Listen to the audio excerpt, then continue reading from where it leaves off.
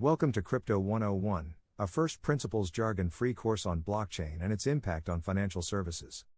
In the previous lesson, we learned about asset-backed tokens and stablecoins, which are an illustrative example of an asset-backed token. In this lesson, we will dive into a real-life example of a stablecoin called Tether. We will conclude this lesson with some general reflections on crypto tokens. Tether is a popular stablecoin whose currency symbol is USDT. In this section, we will deep dive on Tether. Tether is set up as a smart contract in Ethereum. To begin with, I will go to etherscan and click on the top ERC20 tokens tab. For now, we can ignore what ERC20 means. We will cover it in the next lesson. I now click on Tether, which is listed as a top ERC token. On top right is the smart contract address of Tether. There are about 4 million token holders. The tokens have been transferred between owners nearly 178 million times. The transactions are so numerous that etherscan is only displaying the previous 100,000 transactions. When we click on the contract tab, we can see the software code by which these tokens were created. This top window has the human-readable form of the code written in the programming language Solidity. Scrolling down, we can see the machine-readable code output that is actually deployed. I will scroll back up. On clicking the Read Contract tab, we can see that the smart contract defined the maximum supply of coins that can ever be issued by it to be around 30 billion. Even though both Ether and Tether are crypto tokens, there is an important design difference between them. Ether is native to the Ethereum blockchain and it is contained within the Ethereum address of either the owner or the custodian. Tether, on the other hand, is contained within the smart contract address of Tether. The smart contract address tracks the Ethereum address of the owners. But the Ethereum address that owns the Tether token does not contain the Tether balance. Next, we will understand this further with a real-life example. I am at the Tether smart contract. I am going to pull up a transfer transaction. You can see that the transaction was initiated from this Ethereum address. It was directed to the smart contract address. On receiving the transaction, the smart contract transferred Tether tokens from the owner of this address to the owner of this address. However, the Ethereum addresses themselves don't contain the tokens. Let us look at this transaction closely. You can see that the value field is blank. This means, no Ether is being transferred between addresses. The purpose of the transaction is for the smart contract to record a change in ownership. A transaction fees is being paid from the Ether balance of the source address. This is necessary to incentivize Ethereum stakers to process this transaction. We can now draw an important insight about an externally owned account in Ethereum. An Ethereum EOA, or a currency address, is dual purpose. First, it holds the native cryptocurrency Ether, just like a bank account holds fiat money. Second, it acts as a person's identity on the blockchain, and can be listed as an owner on any financial asset or liability recorded on the blockchain. In the real world, regulators would not accept an EOA as an identity, hence EOAs can be mapped to off-chain KYC concepts like social security numbers. In practical terms, think of the EOA as a bank account that allows you to transact across all your financial accounts, using its password. In this visual, we can see that the owner of the EOA can use the account's private key to transact across multiple financial accounts, each of which is held within a contract address. Some of these financial accounts can be assets and others can be liabilities. In fact, the token held by the contract address may even hold tokens that represent store coupons or your Disney Magic Key Pass. Let us go back to the smart contract address. I will then click on the Holders tab. We can see the externally owned accounts that own the Tether contract. Nearly 4 million Ethereum addresses own the token. This screen shows the top 1,000. Many of the Ethereum addresses are listed by their public tags. The public tag is comparable to a name on your phone contacts. Under the name, there is a phone number. Here, under the public tag, is an Ethereum address. Let us now zero in on the largest owner of Tether. The largest owner is a crypto exchange called Binance. Behind its public tag you can see the address. I will now copy and paste this address to the etherscan search bar. You can see that the address directly owns Ether. On top of the Ether balances held within it, this EOA holds many other tokens. In other words, this EOA is the registered owner in multiple smart contracts. It holds nearly 1.2 billion of Tether within the Tether contract address. The reason Binance owns so many tokens is that it is a crypto exchange and it is holding large quantities on behalf of its customers. We learned about custodial wallets in a prior lesson. The ultimate true owners of these tokens are being maintained by the exchange off-chain. In a payment transaction, the transaction contains a source currency address and a destination currency address. The transaction payload is the value of Ether being transferred between the two addresses. In a Tether transfer, the source address is the currency address, which owns Tether. This ensures that only someone with the private key of the Tether owning address can initiate a transfer. The destination address is the smart contract address. The transaction payload contains the currency address of the beneficiary and an instruction for the smart contract to execute the Tether transfer. No Ether value is transferred to the beneficiary's currency address, but Ether is expended as transaction fees. I will now go to my custodial wallet. You can see that I purchased about $10 worth of Tether. The app, which I am using, Coinbase, not only offers a custodial wallet but also runs a crypto exchange, where I can buy and sell crypto assets. Next, we will understand what occurs behind the scenes. When someone buys stablecoins at the time of new coin issuance, fiat currency is transferred to the issuer of Tether. This is similar to an IPO. When someone buys existing stablecoins from an exchange, like I did on Coinbase, it is highly likely that the seller of the token is also a Coinbase customer. Hence, Coinbase, as a custodial wallet operator, simply records the ownership transfer off-chain. Going back to my custodial wallet, I can see that I sent some Tether from my custodial wallet to my non-custodial wallet. This is me sending out about $2 worth of Tether to the blockchain address, whose private key is held in my non-custodial wallet. I also paid a substantial 95 cents fees for processing this transaction. Next, I will go to my non-custodial wallet and view the receipt side of the transaction. I now go to my non-custodial wallet. On the wallet app, I scroll to the Tether tab. On scrolling down, I can see the receipt side of the transaction whose send side we just saw in my custodial Coinbase wallet.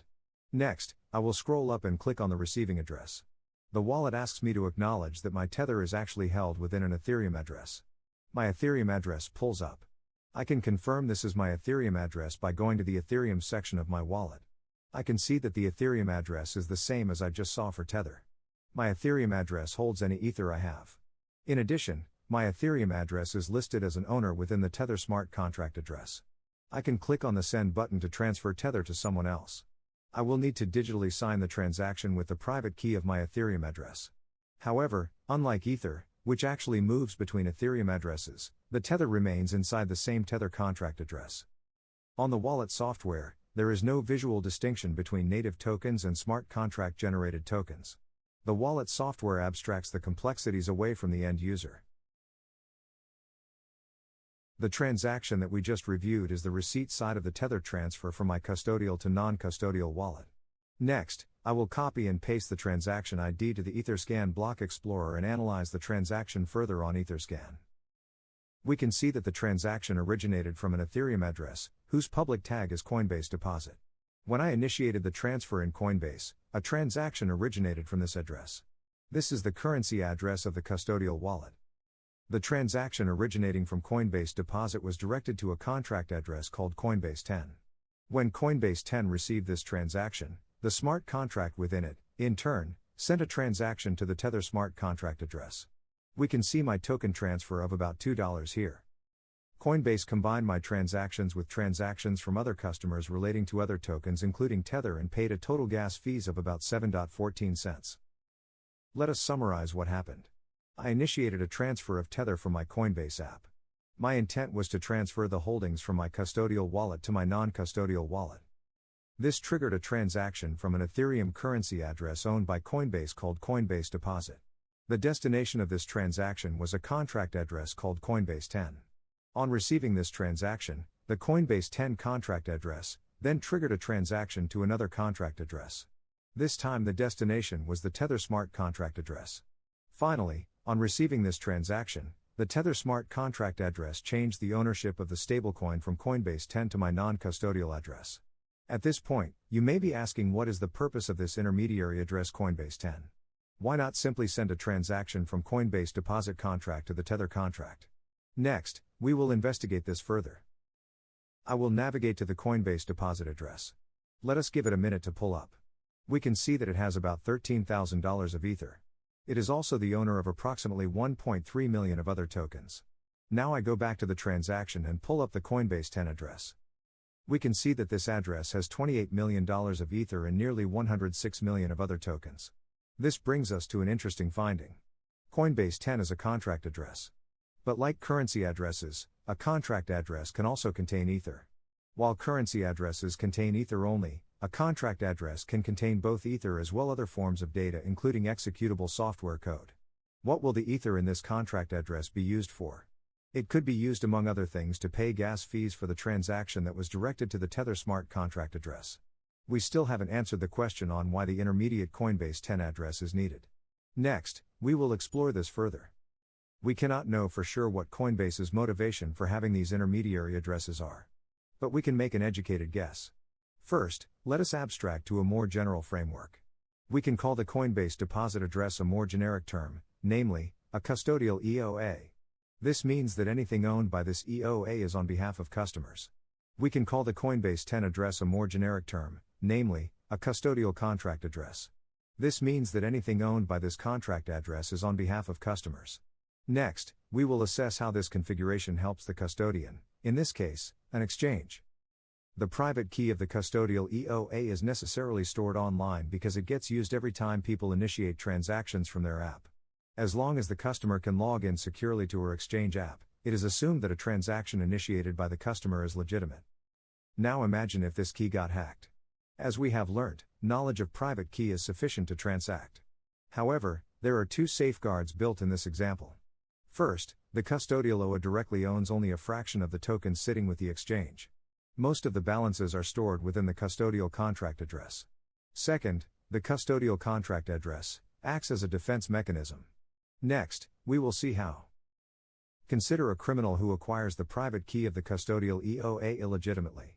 He initiates a transaction transferring $100 million worth of Tether to himself. He directs the transaction to the Tether contract address. However, the Tether smart contract does not have $100 million allocated to the custodial EOA. Hence, the transaction fails. The criminal now directs the transaction to the custodial contract address. This address owns large amounts of Tether. But this address also contains software code. The exchange has inserted some code that stops any large value transaction from going through without a manual review by a human employee. This averts the theft from occurring. At this point, it is also useful to learn how to view transaction history of an address in etherscan. The Transactions tab includes all transactions that impact the balance of Ether, either because the transaction transfers Ether or Ether is spent as transaction fees. The Internal Transactions tab also does the same thing. However, this tab includes Ether balance impacting transactions that are intermediated from a smart contract address like Coinbase 10. The Transactions tab and Internal Transactions tab are mutually exclusive. Next, we will look at the Token Transfers tab. The Token Transfers tab includes all transactions that involve transfer of a smart contract created token like Tether.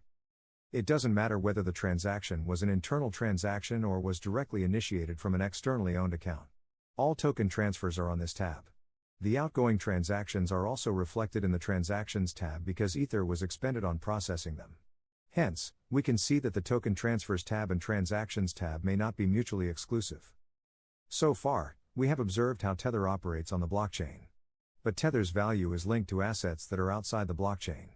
How do we know what those assets are? For that, we go to Tether's website. On the tab called Transparency, we first look at the tab called Balances. What is interesting about Tether is that the coin is issued on multiple blockchain platforms. However, most of Tether is residing in the Tron blockchain and the Ethereum blockchain. Next, we will explore where Tether has invested the proceeds from the sale of tokens. To review Tether's investments, I click on the Reports and Reserves link. I download the previous quarter's report. On the PDF, I can see the investments on the last page. We have so far classified tokens by design objective. Cryptocurrencies, asset-backed tokens, ownership tokens and utility tokens are the four types within this taxonomy. Next, we will classify tokens via a separate taxonomy that relates to how they are generated. We can categorize tokens into native tokens and smart contract generated tokens. Native tokens are generated and recorded at the blockchain protocol level. Bitcoin and Ether are examples. Smart contract generated tokens are generated from a software code contained within the contract address and recorded at the contract level only. For example, Ethereum has no knowledge of what Tether is. The meaning of Tether is limited to the smart contract itself. We can now pause to reflect on an important concept. The source of intrinsic value of a crypto token is related to its design objective. Next, we will expand on this concept. The design objective of cryptocurrencies is to perform the functions of money in a superior way. Its value is derived from its utility as a currency. Asset-backed tokens are designed to record claims on cash flows from tangible and intangible assets.